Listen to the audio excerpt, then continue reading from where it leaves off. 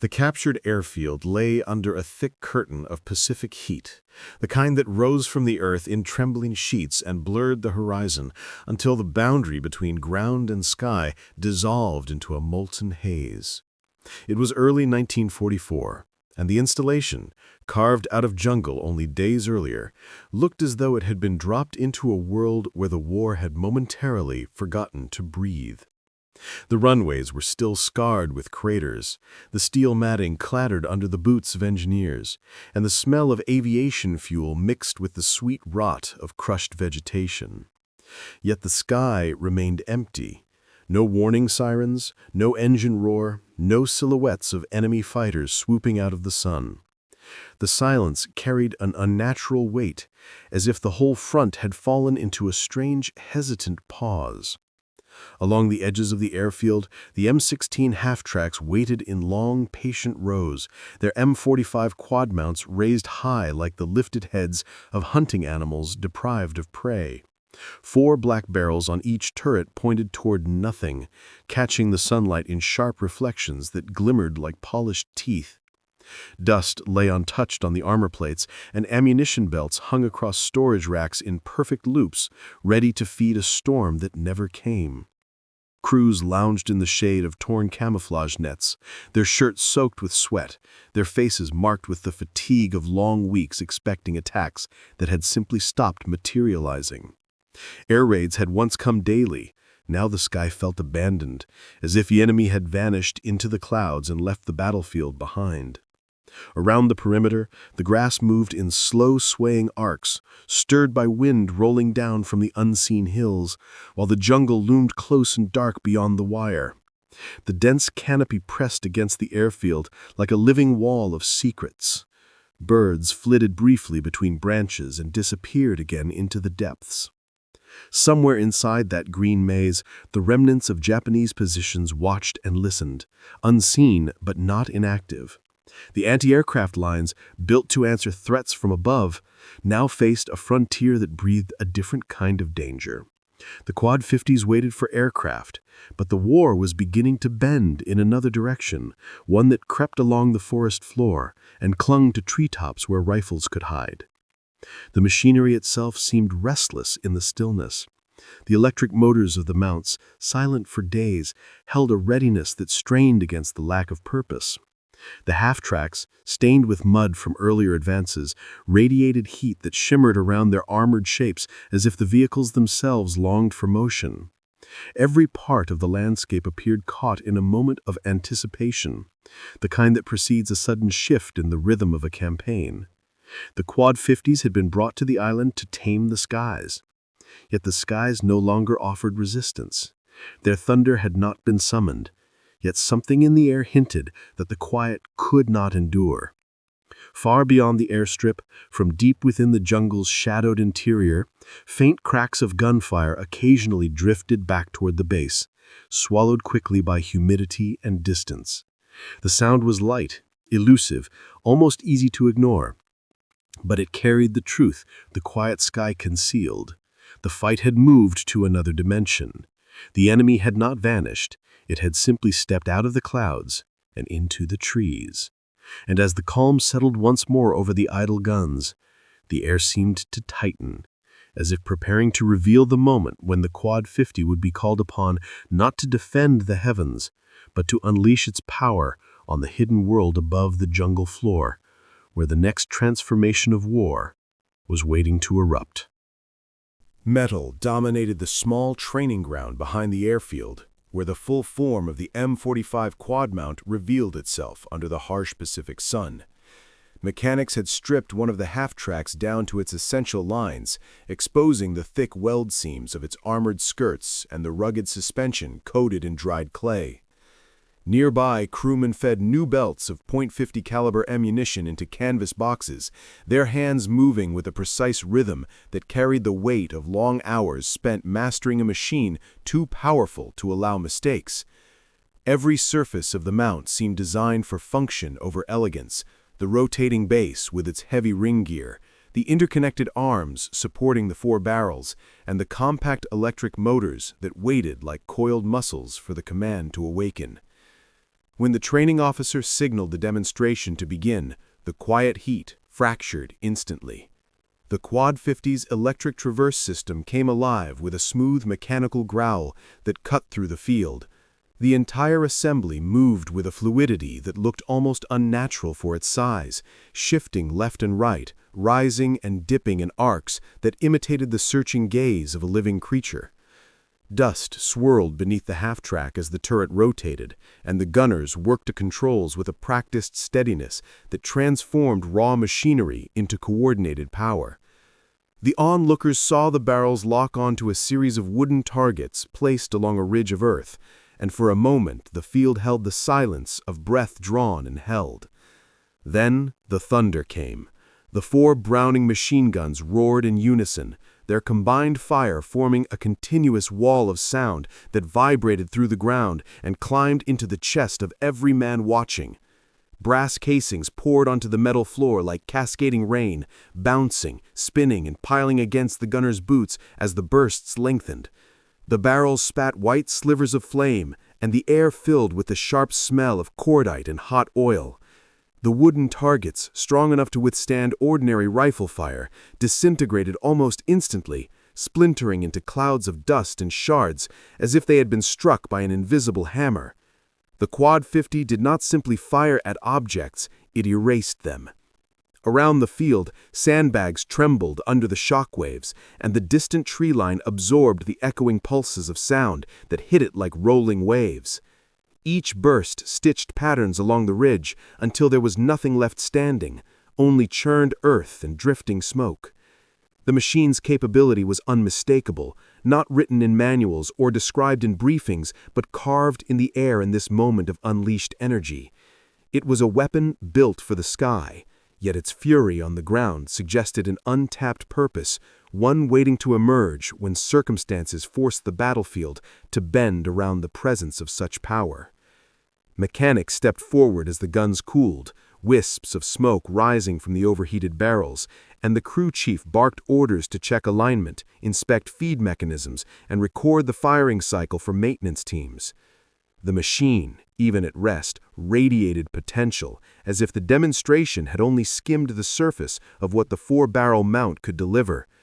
Soldiers exchanged glances, not born of fear, but of recognition, the kind that comes when men witness a tool capable of reshaping the rules they had lived by until now. The Quad 50's movements, speed, and relentless fire had shown more than technological progress. It had revealed a force that demanded a new interpretation of warfare. As the smoke thinned and the metal cooled, a quiet question began to form among those who had watched the demonstration. If a weapon built for shooting down aircraft possessed this much destructive authority against targets rooted firmly to the earth, then what would happen when the war dragged the machine into a place where enemies hid behind trees, in ravines, across ridges, and inside the thick green of the Pacific jungle? The answer, unspoken but already vibrating in the humid air, lingered like a distant storm, waiting for the first gust of wind to bring it crashing into the world. The jungle rose like a wall beyond the forward positions, its canopy stretching high above the earth in tangled layers that blocked sunlight and concealed every movement. On the morning the breakthrough attempt began, the infantry advanced in cautious lines, pushing through the thick undergrowth where vines clung to boots and the air tasted of damp soil and rotting leaves. The silence held for a few minutes, broken only by the distant cry of unseen birds, until the first rifle crack split the air with a sharp, unnatural precision. A second shot followed, then a third from somewhere above the path, and the formation collapsed into the mud as rounds snapped through branches overhead. The Japanese snipers remained invisible, their positions carved into the highest limbs, disguised by leaves and shadows, as if the trees themselves had begun firing. The infantry returned fire blindly, sending bursts into the canopy without knowing where the danger truly lay. The jungle swallowed their rounds, absorbing them into bark and foliage without disturbing the killers hiding high above. Medics crawled forward to reach the wounded, dragging men behind fallen logs while branches splintered and rained down around them. The forward push had turned instantly into a desperate fight for survival, and every attempt to stand or move exposed the soldiers to the unseen threat lurking in the crowns of towering trees. The sound of the distant sea was replaced by the echoing strikes of rifles and the low, agonized breathing of the pinned men. Behind the line of prone infantry, the half-track engines rumbled as crews tried to maneuver into position on ground never meant for vehicles. The wheels bounced over roots and churned through swampy patches until the lead half-track reached a narrow clearing. The Quad 50 turret swiveled slowly upward, the barrels glinting between shafts of filtered sunlight. Dust settled on the armor as the gunner toggled the controls, raising the mount toward the canopy with the deliberate focus of a man preparing to expose an enemy hiding in a world above his head. The crew chief barked orders in sharp, clipped tones, and the belts of 50 caliber ammunition locked into place with metallic finality. The first burst erupted with a sound that rolled through the trees like a shock wave. 4 barrels tore into the jungle crown, shredding leaves and branches in a storm of flying debris. Splinters rained down in a chaotic shower as the gunner swept the turret in a wide arc, following patterns of movement only partially visible through the dense green. Birds exploded into flight, screeching in panic as the canopy disintegrated under the relentless force of heavy fire. Sections of tree limbs snapped off and crashed to the ground, carrying with them pieces of camouflage netting and shattered equipment that had been hidden high above. The snipers who had lain silent in their perches were suddenly exposed to a deluge of steel they could neither outrun nor withstand.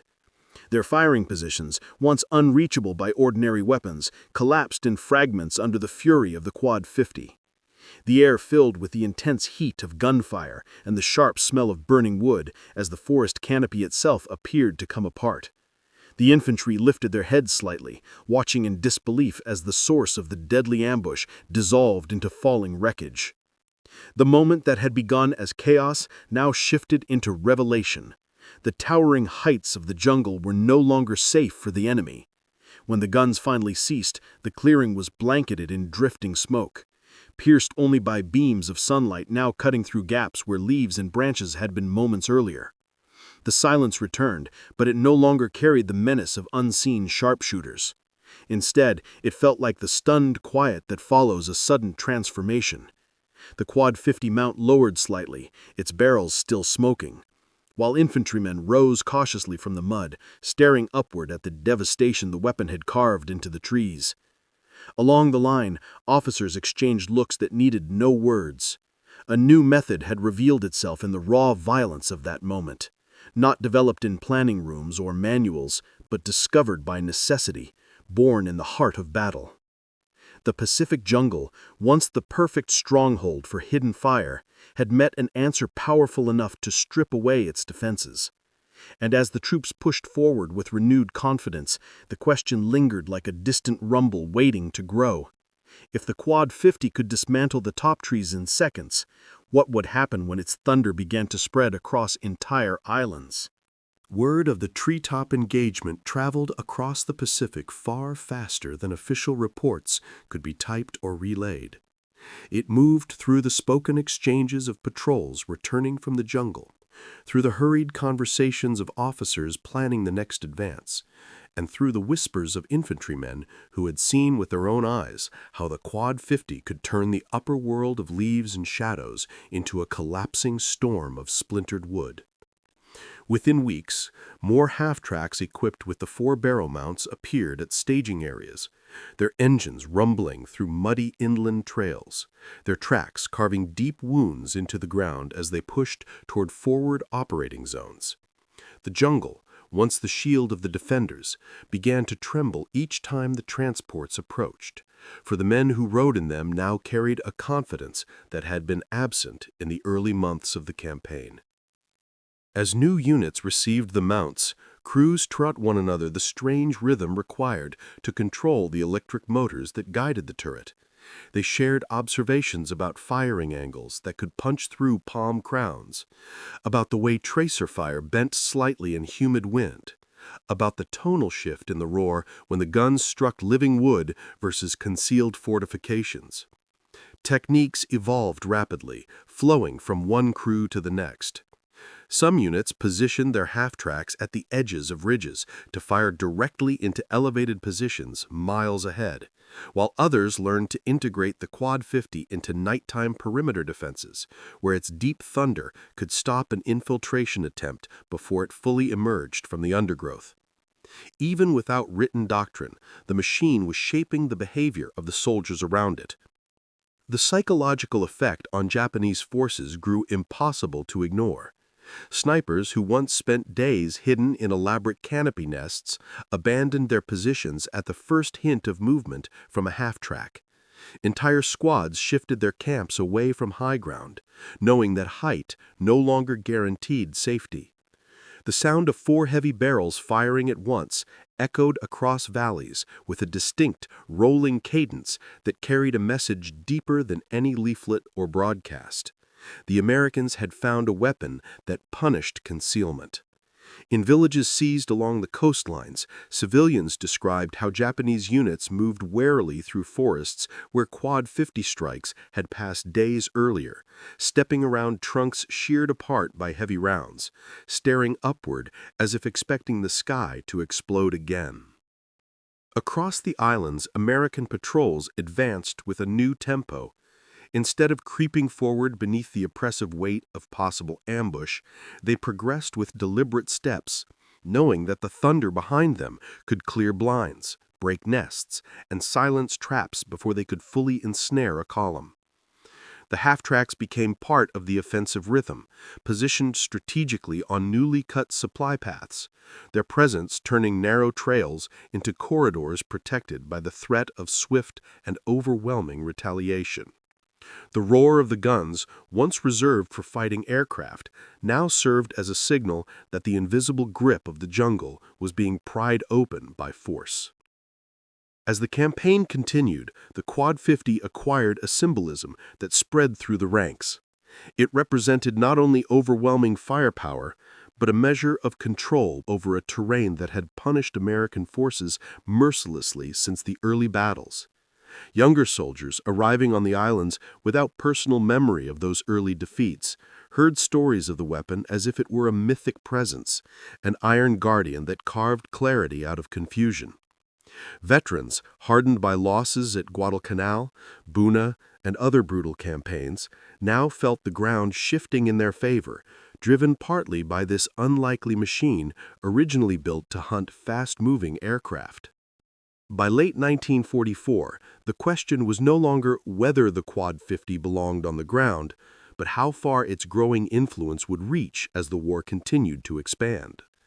Officers began discussing how to integrate the mounts into future operations beyond the jungles, into towns, fortified hillsides, and eventually the urban strongholds that lay deeper within the Pacific archipelago. And as half-tracks carrying the mounts rolled out at dusk for another operation, their silhouettes disappearing beneath the canopy, the sound of their engines blended with the distant murmur of surf against the shore. It was a sound that suggested another transformation was looming, one that would test whether the thunder that broke the jungle could stand against a new kind of battlefield waiting just beyond the next line of trees. Long after the Pacific Islands fell silent, and the smoke of the last jungle battles lifted into the drifting winds above the equator, the M45 Quad mount remained stored in American depots like a sleeping relic with unfinished business. Rows of the 4-barrel installations sat beneath hangars, their armor plates spotted with rust, their ammunition trays empty, their electric motors wrapped in protective cloth. But war, with its relentless hunger for tools that could deliver overwhelming force, reached for the old machines sooner than anyone expected. In the bitter winter of 1950, as night assaults rolled across the frozen hills of Korea, the Quad 50 emerged once again, not to guard runways, but to hold back human waves that descended like shadows down icy slopes. On those nights, visibility collapsed beneath blowing snow, and the ridgelines flickered with the dim glow of lanterns carried by advancing Chinese infantry. Fossil cold winds howled between shattered tree stumps, and the front lines pulsed with the chaotic exchange of rifle fire, mortar flashes, and shouted commands carried off by the gale. Then the half-tracks arrived, old veterans of the Pacific, dragged out of storage, repainted, rewired, and pushed into service beside troops shivering in foxholes. When the Quad 50s fired, the mountain air cracked as if lightning had struck the ridge itself. 450 caliber barrels unleashed sheets of tracer fire that carved luminous arcs across the darkness, ripping into advancing formations and scattering entire assaults before they could break American positions. The snow reflected the gunfire in wild flashes, illuminating faces buried beneath layers of frost and fear. The barrels glowed red from the sustained fire, steam rising in thick clouds as snowflakes evaporated before touching the metal. The mount's unmistakable thunder rolled down the valleys, echoing against distant cliffs until the landscape itself seemed to tremble. In those moments, the machine built to fight aircraft once again saved infantrymen pinned against superior numbers. Officers who had never seen combat in the Pacific now witnessed what crews in the jungles had learned years earlier. The Quad 50 did not belong to a single war or a single doctrine. It adapted to the shape of the conflict around it. By the time the battles in Korea settled into uneasy lines, the machine's reputation had grown into something approaching legend. Yet history was not finished calling upon its strength. 2 decades later, half a world away, the humid air of Vietnam carried the rumble of convoys threading through narrow roads where the jungle pressed tight on both sides. Ambushes erupted without warning. Sudden bursts of automatic fire, explosions from claymore mines, and the sharp snap of branches breaking as guerrilla fighters maneuvered unseen. To protect the long supply routes that stretched like veins across the country, American engineers resurrected the Quad 50 once again, mounting it onto armored trucks that roared across the countryside. These gun trucks, shielded with welded plates and sandbags, became moving fortresses. When ambushed, they did not retreat. They turned the Quad 50 toward the tree line and unleashed thunder that rolled across the brush like a storm sweeping through a fragile forest. Vegetation disintegrated under the fire, branches shattered, and hidden attackers fled from the overwhelming cascade of bullets. The flashes illuminated the dark roadways, throwing shadows of gun crews working feverishly to keep the belts feeding, their faces streaked with sweat and grime. The sound shook the very dust from the leaves as it echoed through the valleys. Convoys that had once been easy targets now moved with a confidence born from the presence of a weapon older than many of the men who depended on it. The Quad 50 had shifted roles again. From sky defender to jungle breaker to night shield on frozen mountains to roaring guardian along nameless Vietnamese roads. Its endurance was not an accident of engineering, but a testament to the brutal logic of warfare. When a machine proves itself adaptable, the battlefield refuses to let it die. Even as newer systems emerged, the Quad 50 remained in use, a weapon that had traveled across continents and climates, refusing to fade into irrelevance. And as the war in Vietnam intensified, whispers began to circulate among units stationed near Saigon, Da Nang, and the Central Highlands. Rumors of a new enemy tactic that would push even the Quad 50 to its limits. A tactic that waited in the shadows of the dense night, testing whether the old thunder could withstand another evolution of danger. When the guns finally returned home from their long road through the Pacific, the frozen mountains of Korea, and the tense ambush routes of Vietnam, the M45 Quad mount no longer resembled the specialized anti-aircraft system it had once been. Museums and training grounds stored the machines beneath roofs of corrugated steel, where sunlight filtered through dust clouds and caught the edges of barrels scarred by decades of relentless service. Visitors, young recruits, veterans, and historians, approached the silent mounts with careful steps, drawn more by the stories that clung to the steel than by its physical form.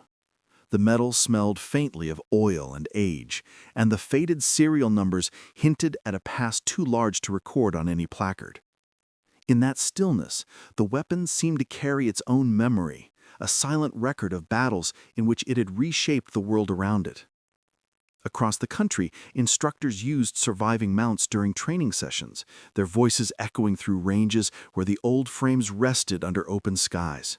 They spoke of the Quad 50 not as a relic, but as a symbol of battlefield adaptation, the ability of soldiers and mechanics to take a tool built for one purpose and unlock an entirely different strength when the situation demanded it. The machine's legacy lived not in its original design, but in the way crews had reinvented its role with each conflict. Some had rigged new armor plating, some had modified traverse motors, and others had mounted the guns on improvised platforms when the official manuals failed to keep pace with reality. The weapon's power came not only from its 4 heavy barrels, but from the ingenuity of the hands that had shaped its evolution across 3 wars. Veterans who had served beside the Quad 50 often found themselves pausing longer than others before these silent mounts, remembering the sounds that defined entire chapters of their lives. The roar from treetop engagements in the Pacific still echoed in their minds, blending with the freezing gusts of Korean winter nights when the guns cut through human waves descending from the darkness. The memory of Vietnam lingered as well. The sudden eruption of fire along a jungle road, the glare of muzzle flashes reflecting off armored plates, the shouts of convoy crews coordinating under impossible pressure. For those who had been there, the Quad 50 was not just a machine, it was a presence, a force that had stood between chaos and survival when the world collapsed into confusion. Historians tended to describe the system in terms of specifications and tactical roles, listing its speed, its rate of fire, its ability to pivot faster than human reflexes. Yet the deeper truth lived beyond technical measurements. The Quad 50 demonstrated how warfare demanded flexibility, how the battlefield rewarded those who could see not what a weapon was built to do, but what it could become. Its journey from airfield defense to jungle domination, from mountain survival to convoy guardian, showed that innovation was not always born in laboratories, but in moments of desperation, in the seconds when soldiers faced threats no planner had foreseen. Through those transformations, the weapon proved that the line between design and destiny could shift with every pull of the trigger. By the time newer technologies replaced the old mounts, the Quad 50 had already carved its place into the lineage of American firepower. Its thunder no longer echoed across battlefields, but its lessons carried forward into the design of modern systems that prized adaptability, speed, and overwhelming force.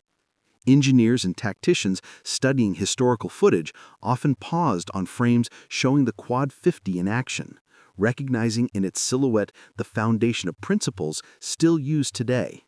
The mounts, now quiet in museums, seem to hold not just the memory of past battles, but the blueprint for future warfare, proof that power, when guided by human ingenuity, could transcend its original purpose. As the sun set across the empty training fields, casting long shadows across the old half-tracks and their silent turrets, the legacy of the Quad 50 settled into place like the closing line of a documentary.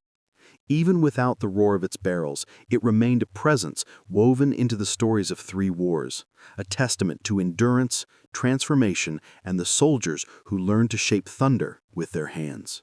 And in the gathering dusk, with the last light glinting off its worn steel, the machine seemed to whisper the truth that carried it across continents and decades. The battlefield changes, the world changes, but the spirit of adaptation that saved lives through its thunder lives on far beyond the wars that forged it.